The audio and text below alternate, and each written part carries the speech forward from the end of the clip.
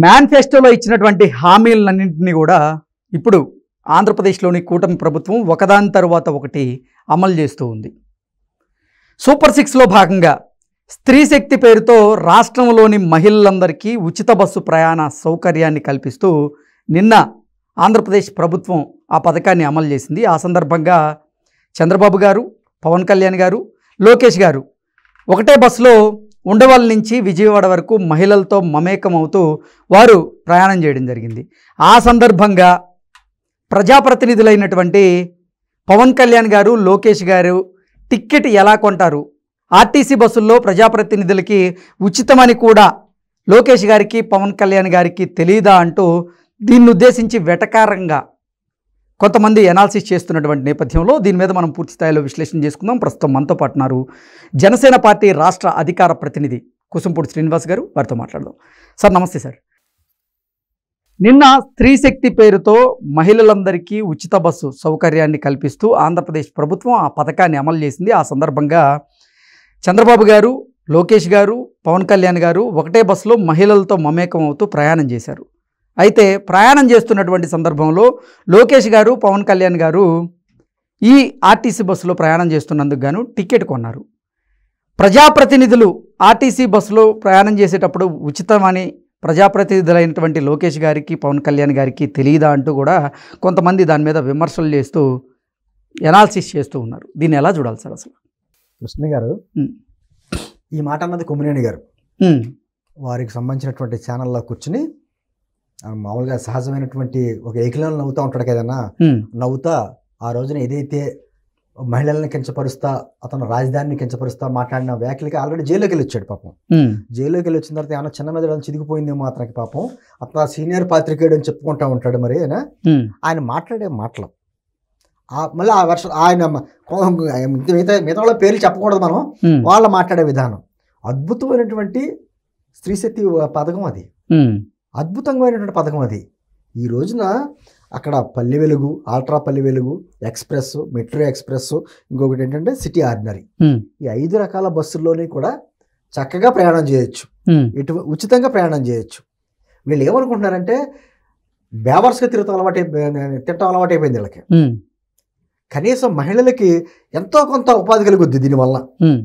ఇప్పుడు పక్కన పల్లెటూరుల నుంచి ఆ సిటీ ఏమంటారు 2,96,00,000 మంది మహిళలు ఈ పథకాన్ని యూజ్ చేసుకోబోతున్నారు. ఉదాహరణ చెప్తున్నానండి నేనంటే విజయనగరం ఆ చుట్టుపక్కల నుంచి విజయనగరం అనుకో, విశాఖపట్నం చుట్టుపక్కల నుంచి విశాఖపట్నం టౌన్కో, ఆ పల్లెటూరు నుంచి రోజు వచ్చి వ్యాపారం చేసుకుని మళ్ళీ వాళ్ళు ఊళ్ళు వెళ్ళేటువంటి కొన్ని లక్షలాది మంది ఉన్నారు. అలాగే విజయవాడ, తిరుపతి అనేక చోట్ల వాళ్ళందరికీ కూడా ఉచితమే కదా, వాళ్ళ ఆర్థికంగా భరోసా ఇచ్చేది కదా. నెలకి యావరేజ్గా ఒక 3,000 రూపాయలు మిగులుతున్నాయంటే వాళ్ళ కుటుంబాన్ని ఖర్చు పెట్టుకుంటారు. మహిళలకి సంబంధించి వాళ్ళకి ఆదాయ వనరులు వాళ్ళ కుటుంబానికి ఖర్చు అవుతాయి. అటువంటి అద్భుతమైన పథకాన్ని కూడా ఎట్లా కనబడుతుంటే ఇలాగా పైగా ఏమంటారు, నిన్నేమో పవన్ కళ్యాణ్ గారును లోకేష్ గారు టికెట్లు తీసుకుంటారు, ప్రజాప్రతినిధికి ఉచితం కదా అని చెప్పేసి అని. కనీసం జ్ఞానం ఉండాలి కదా. ప్రజాప్రతినిధికి ఉచితమే, మామూలు సామాన్యంగా మహిళలకు కూడా ఉచితమే. కొంతమంది ఇప్పుడు హైదరాబాద్లో మహిళలకు ఉచిత బస్సు ఉంది, కొంతమంది అవసరం డబ్బులు ఇచ్చి టికెట్ తీసుకుంటున్నారు. మాకు ఫ్రీ అవసరం లేదు, మేము డబ్బులు పెట్టుకోగలం, టికెట్ తీసుకుంటాం అంటారు. వాళ్ళ ఉద్దేశం ఎంత మంచి ఉద్దేశం ఏంటంటే మేము సమాజం మళ్ళీ తిరిగి ఇవ్వగలం, మేము మాకేం పర్వాలేదు, ఉచితంగా వెళ్ళవలసిన అవసరం లేదు, ప్రభుత్వం మీద భారం పడాల్సిన అవసరం లేదు, మా వంతు మేము సాయం చేస్తాం అనేటువంటి డబ్బులు తీసుకుని ఎక్కుతున్నారు. అంతే తప్ప ఉచితంగా వచ్చిందని చెప్పేసి మొత్తం మేము తీసుకునే జనం కాదు, అటువంటి మెంటాలిటీ ఉన్న వాళ్ళు కాదు. పవన్ కళ్యాణ్ గారికి తెలీదా, లోకేష్ గారికి తెలీదా, చంద్రబాబు గారికి తెలీదా? వాళ్ళు ఏంటంటే అది ఆదర్శంగా నిలబడాలి, ఉచితంగా వచ్చింది కదా అని చెప్పేసి మీరేసుకునే రకం కాదు. పవన్ కళ్యాణ్ గారికి వచ్చిన జీతం కూడా ఆడ పిఠాపురంలో ఉన్నటువంటి అనాథ పిల్లలకి పంచిపెట్టాడు ఆయన. ఆయనకు వచ్చిన జీతం కూడా నువ్వు జీతాలు కూడా తీసుకుని మీ నాయకుడు అసెంబ్లీకి వెళ్ళట్లా.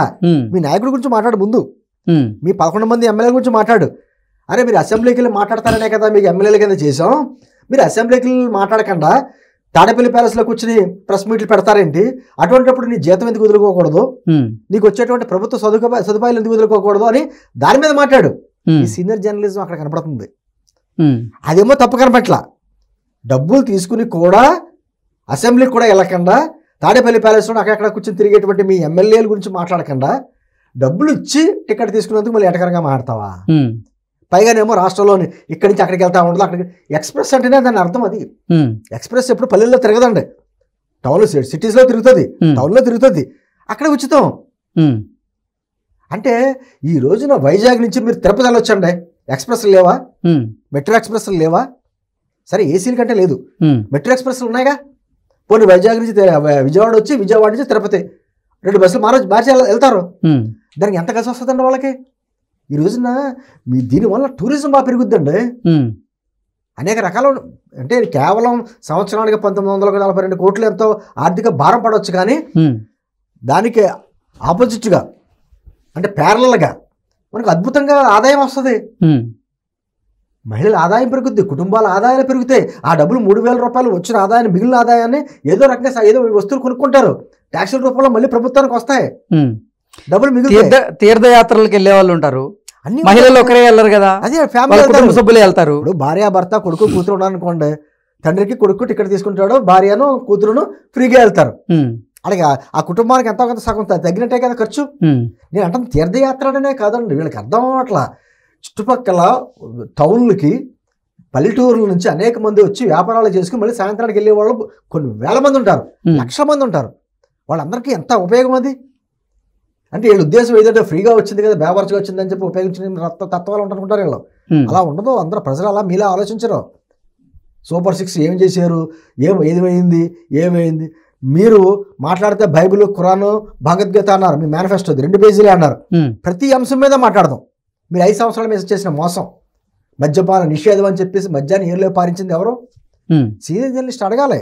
ప్రజల తరపున మాట్లాడే వాళ్ళు అయితే ఆ మాట అడగాలి.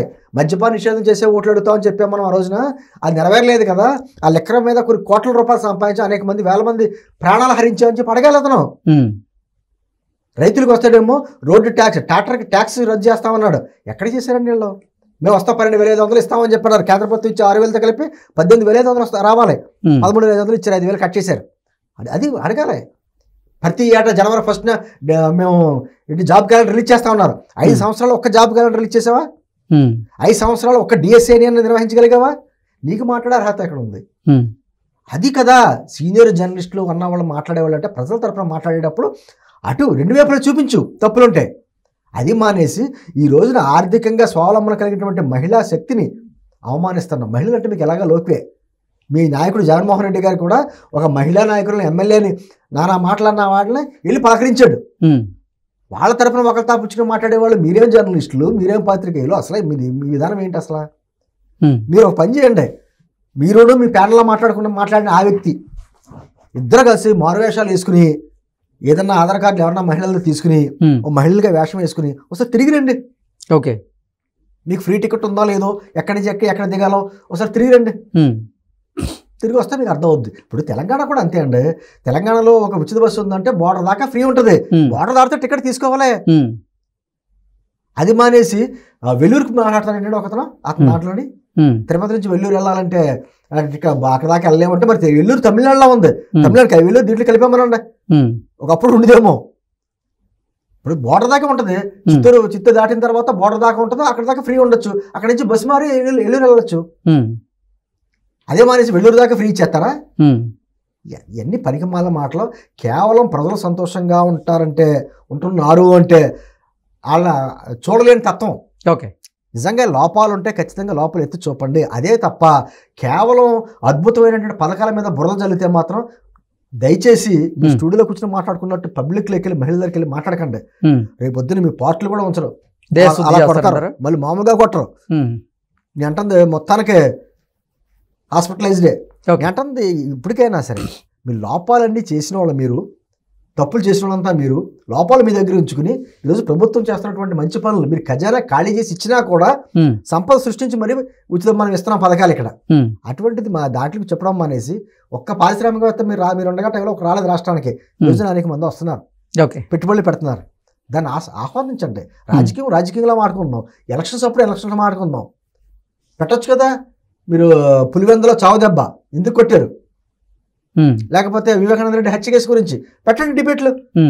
అది మానేసి మీకు భజన చేసే వాళ్ళు నలుగురు పెట్టుకుని ఆ క్యారెక్టర్ తోటి మాట్లాడించుకుంటా కూర్చుంటే ప్రజలు మాత్రం హర్షించరు.